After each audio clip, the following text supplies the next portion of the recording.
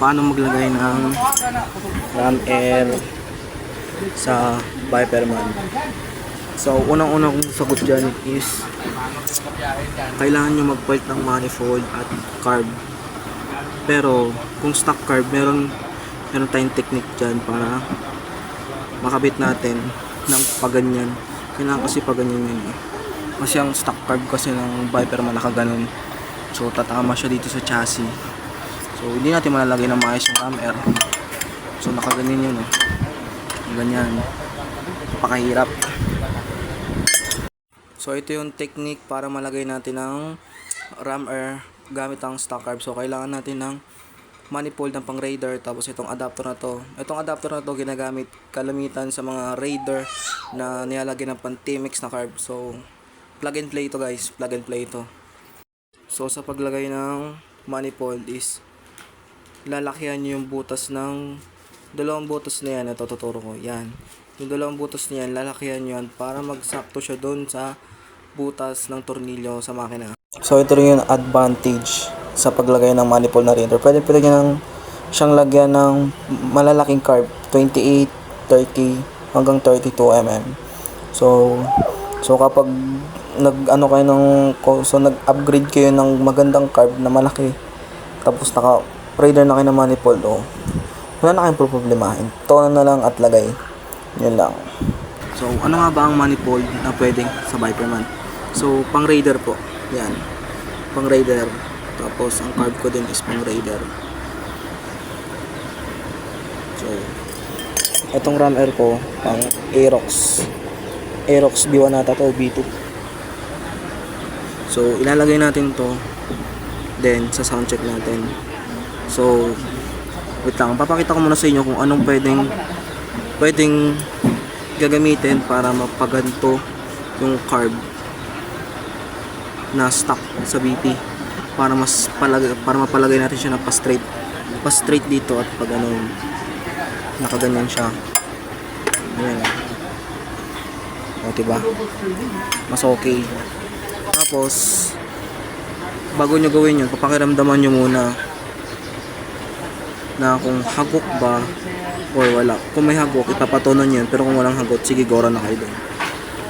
So lalagay na natin to. Hindi ko kaya ng isang kamay lang, hehewit lang. So yun, nalagay natin yung rubber. So ito pala kung carb ko is pang Raider na Reborn 2017 model ata to. Okay pa siya, working ba? Kung tatanong ba kayo umata ka ba sa gasolina, so pareho lang sila ng stock carb, pero mas maganda pa rin. Pero mas ito kasi mas matipid siya ng bahagya dun sa stock carb. So ito nakatono siya sa standard na sa gitna. Tatlo kasi ang pin ng tatlo ang pin ng karayong. Dito tipid, standard, kasi ito matakaw. So nasa gitna. So anong songs na sineto ko sa unahan yan, wala na, mas matipid lalo. Pero nakadepende pa rin talaga sa gumagamit yun. So nalagay na natin ito.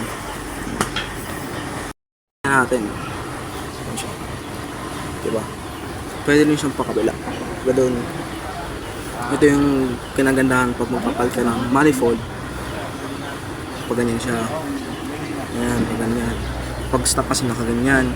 Yung nagsasabi naman pang NMAX daw, pero hindi ko requested yun kasi nagkaroon na ako nung dati. Tinry ko. Kahit anong tono ginawa ko, hagok pa rin. Pero ito, wala. High RPM lang ang hagok niya. So ito tono ko pa to, mukhang kulang siya sa hangin. So kung sa stock carb, hangin lang yun. Kasi magpapalit naman kayo ng manifold, mas maganda na yung magiging pasok. Tapos hindi na siya yung kapag sobrang init ang makina, tumataas yung minor kasi rubber na yung manifold nyo.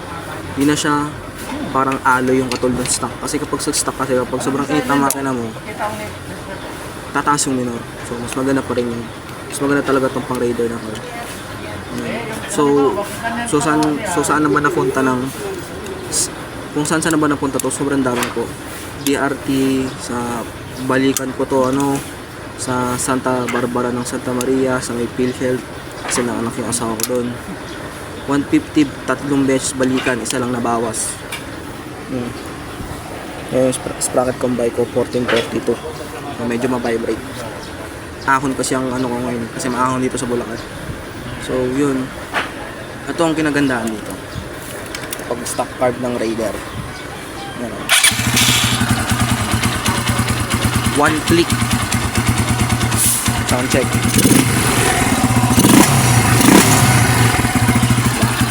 Magandaan nun. Kaya natin kasi may nag-uusap. Itulin ba to? Yes, meron naman. Nakadepende pa rin talaga.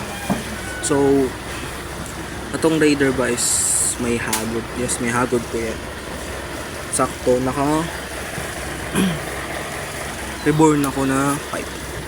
Kaya once na nakatanggal tong rammer na to, grabe grabe yung combine niya na parang tunog Raider na tong Viper. So, yun lang, and mamaya papakita ko sa inyo yung takbo niya. Pangit lang yung gasolina ko ngayon kasi naghalo yung may halong tubig yung gasolina, parang yung pinagpagasan ko kaya hagok. Yeah, yun lang yung sana may natutunan kayo, and mag-comment lang kayo kung ano pa yung mga gusto niyo pa request about dito sa ginawa ko. Yun lang.